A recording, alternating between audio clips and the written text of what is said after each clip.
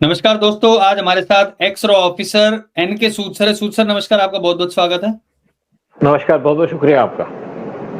सूद sir, Subramaniam स्वामी अब high court का दरवाजा खटखटाया है। राहुल गांधी जो एमपी हैं, उनकी एमपी की जो सदस्यता है वो भी खत्म हो सकती है। और जो लोग सपना लिए बैठे थे कि राहुल गांधी को प्रधानमंत्री बनाया जाएगा, उनका सपना भी धूमिल होता नजर आ रहा है। हालांकि कांग्रेस के अंदर बहुत सारे लोग ऐसे हैं जो अपने आप को भी उम्मीदवार देखते, चाहे राजस्थान से गहलोत हो या और भी कई लोग हैं, वो चाहते हैं, तो उनके लिए खुशी की खबर है। लेकिन इसमें एक पेंच है। उस पेंच के बारे में आज हम बात करने वाले हैं कि सुब्रमण्यम स्वामी जिस किसी केस में भी आते हैं, उस केस को रायता फैलाने के लिए आते हैं। चाहे फिर वो सुशांत सिंह राजपूत का केस हो, चाहे फिर वो राम मंदिर का केस हो, चाहे फिर वो सेतु की बात हो, और अब राहुल गांधी का केस। तो हम पर्टिकुलरली इसी के बारे में बात करेंगे। सूद सर, आपसे पूछना चाहेंगे कि जब ऑलरेडी ये इस मामले में जांच चल रही है, तो प्लीज मैं आपसे चाहूंगा कि आप एक्सप्लेन करें कि ये सुब्रमण्यम स्वामी क्यों गए हैं वहां पे और हासिल क्या करना चाहते हैं ये। देखिए, ये बात है नवंबर 6 की। High court, Delhi high court के अंदर एक केस चल रहा था और उस केस के अंदर सुनवाई हो रही थी राहुल गांधी की ड्यूअल नेशनलिटी पे। और ये क्लेम किया जा रहा है कि राहुल गांधी के पास एक तो इंडियन नेशनलिटी है, साथ में उनके पास ब्रिटिश नेशनलिटी है।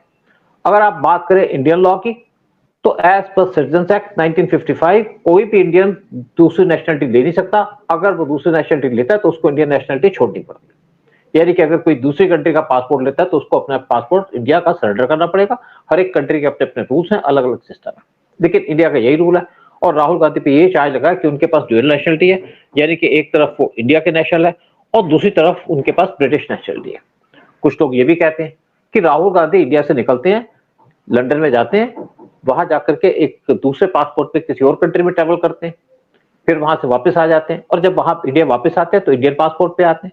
ये एलिगेशन राहुल गांधी पे चल रही है और मैं इसलिए कह सकता हूं कि मैं इंटेलिजेंस में होने के बाद कुछ लोग इस चीज के ऊपर बात करते हैं, क्योंकि आप अगर इंडियन नेशनलिटी से यहां से जाएंगे किसी कंट्री में और वहां से चुपचाप खिसक जाएंगे तो आपको पता नहीं चलेगा आप कहां गए। क्योंकि राहुल गांधी की बहुत सी चीजें ऐसी हैं जो डिस्क्लोज नहीं। कुछ लोग ये भी कहते हैं राहुल गांधी कई शादियां हुई हैं, खैर बहुत सी कंट्रोवर्सी उनके बारे में, लेकिन आज हम इसी के चक्कर में बात करेंगे। बात है वेडनेसडे 6 नवंबर की। मैं दिल्ली हाई कोर्ट में गया था किसी काम से, तो मैंने अचानक देखा कि वहां पे सुब्रमण्यम स्वामी घूम रहे हैं कोर्ट के अंदर। साथ में उनके साथ एक बैटरी ऑफ एडवोकेट्स हैं, 10 से 12, और बहुत से जर्नलिस्ट साथ में थे। तो मुझे इंटरेस्ट लगा कि क्या पर्पस है सुब्रमण्यम स्वामी का दिल्ली हाई कोर्ट में, क्या अचीव करना चाहते हैं। तो मैं भी उस कोर्ट में चला गया और कोर्ट था chief justice of Delhi high court honourable justice Manmohan, और उनके साथ बैठे थे जस्टिस तुषार राव गिडेला। और सुब्रमण्यम स्वामी वहां पे एक केस प्लीड कर रहे थे राहुल गांधी की ड्यूअल नेशनलिटी का, कि इनके पास एक इंडियन नेशनलिटी और एक इनके पास ब्रिटिश नेशनलिटी है। और कोर्ट उनकी बात सुन रहा था।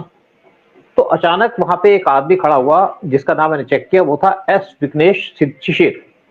वो खड़े होकर और उन्होंने सुब्रमण्यम स्वामी के जो कंटेंशन थी उसको चैलेंज कर दिया, और कहा जाता है वो बीजेपी के एक कार्यकर्ता है, आते हैं कर्नाटक से।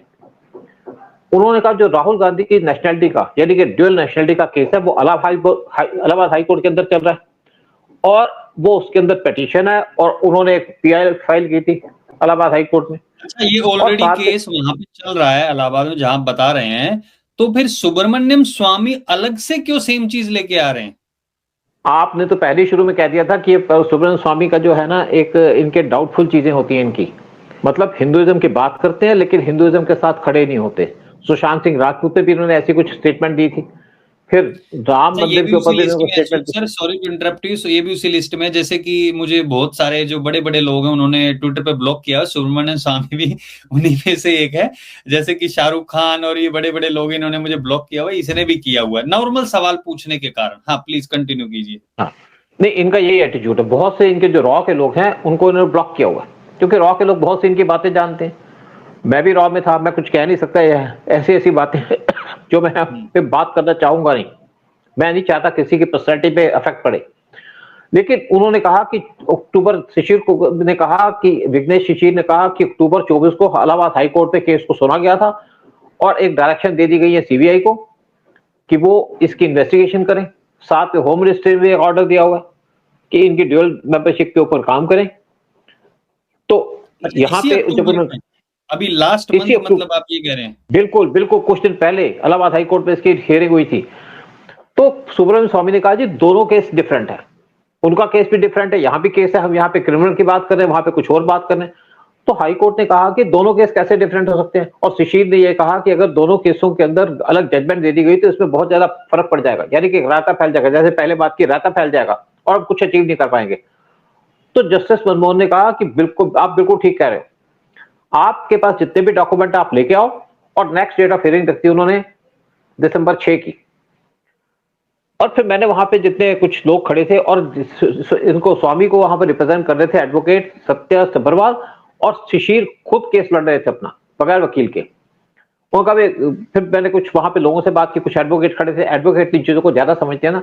उन्होंने कहा भाई ऐसा है कि अगर ये केस यहाँ पे एडमिट हो जाता तो सारे के सारे केस के अंदर गुंजर पड़ जाते, और जो कोशिश की जा रही थी कि राहुल गांधी की ड्यूअल नेशनलिटी पे, उसमें एक तरीके से स्टॉप लग जाता या क्वेश्चन मार्क लग जाता, और ये केस सालों साल चलता रहता। तो इसलिए उन्होंने जो कोर्ट ने समझदारी करके जो सुब्रमण्यम स्वामी कंटेंशन थी उसको सुनने के बजाय शिशिर की जो स्टेटमेंट थी उस पर ध्यान दिया, और कहा कि इसको हम केस को प्रॉपर तरीके से सुनेंगे, हम ये नहीं चाहते केस के अंदर अलग अलग जजमेंट हो।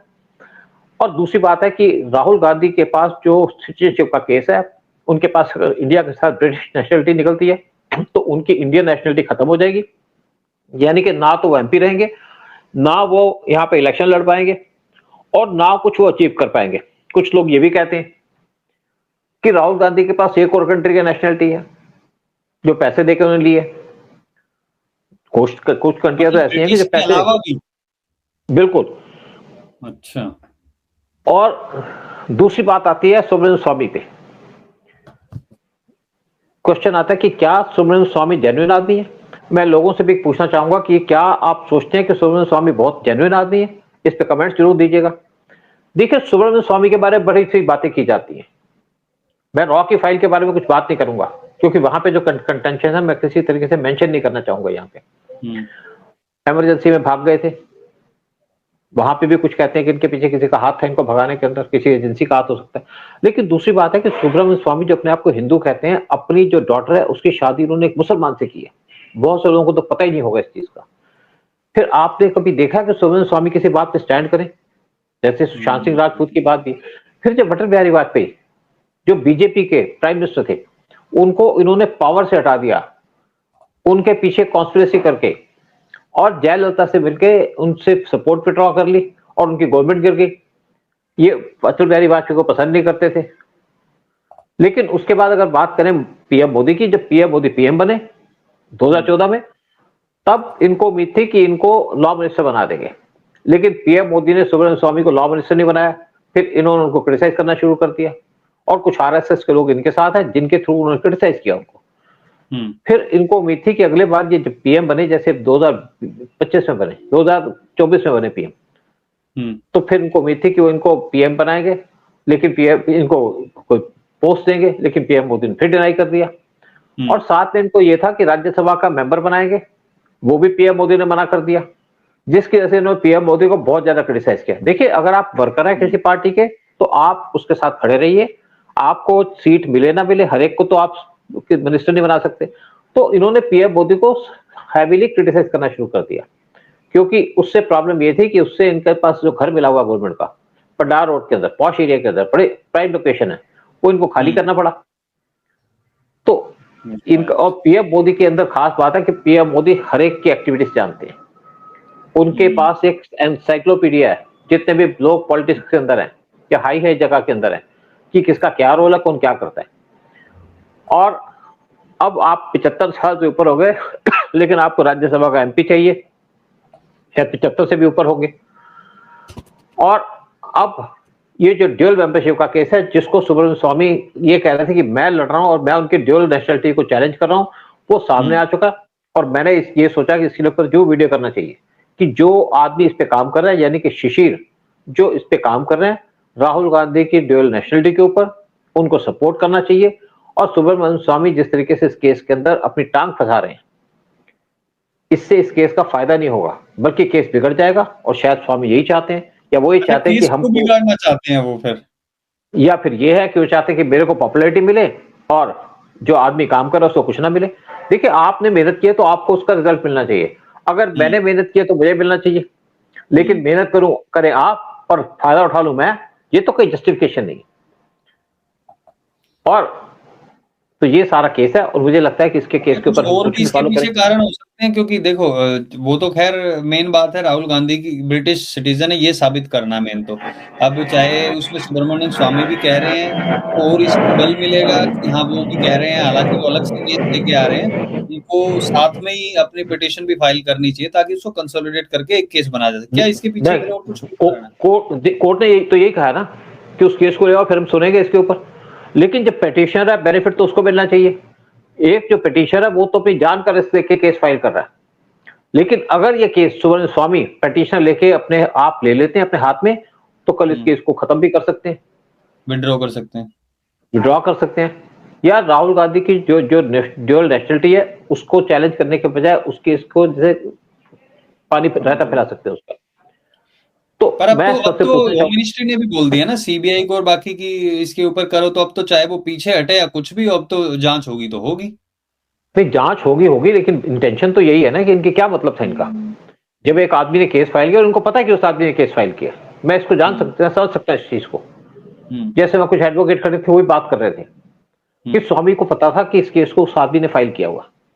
अच्छा। और अगर स्वामी के ऊपर कुछ क्वेश्चन रेज होते हैं कि क्या स्वामी जेन्युइन आदमी है, क्या स्वामी सपोर्टर है सनातन के, क्या स्वामी हिंदू और हिंदुस्तान के साथ खड़े रह सकते हैं, और क्या स्वामी रियली स्वामी है या रियली हिंदू है या हिंदू को सपोर्ट करते हैं, क्या स्वामी किसी तरीके से राहुल गांधी को सपोर्ट करना चाहते हैं इस केस को बिगाड़ करके। देखिए, केस अगर बिगड़ जाता है तो राहुल को फायदा होगा। और दूसरी बात है कि क्या राहुल गांधी मोदी को हेट करते हैं, और हेट करते हैं तो क्यों हेट करते हैं, क्यों राहुल गांधी ने, क्यों स्वामी ने अटल बिहारी को धोखा दिया था। एक बार नहीं कई बार पास में उनको एक वोट चाहिए थी पावर में रहने के लिए, वो वोट के लिए स्वामी ने उनको डिच किया, उनके खिलाफ बात की। तो बहुत सी बातें पास के अंदर, तो स्वामी को अपनी बातें क्लियर करनी चाहिए। अगर वो नेशनलिस्ट है तो नेशन के साथ खड़े हो, अगर उनको राहुल गांधी से प्यार है तो राहुल गांधी के साथ जाए, अगर उनको राहुल गांधी से हेट है तो इस केस से हट जाए, और जो आदमी इस केस पे लड़ रहा है उसको लड़ने दें, ताकि इस केस को किसी भी तरीके से कोई नुकसान ना पहुंचे। और राहुल गांधी अगर जेन्युइन है कि उनके पास ड्यूअल नेशनलिटी नहीं है, तो राहुल गांधी को परवाह करने की जरूरत ही नहीं है। कुछ लोग ये भी कहते हैं कि वो राहुल गांधी की हेल्प करना चाहते हैं।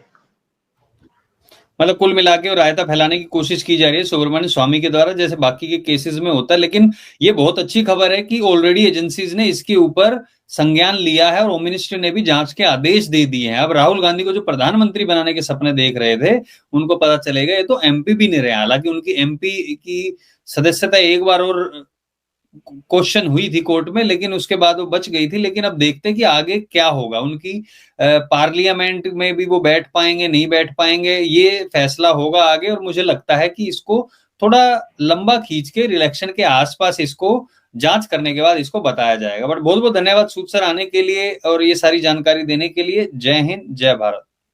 जय हिंद, जय भारत।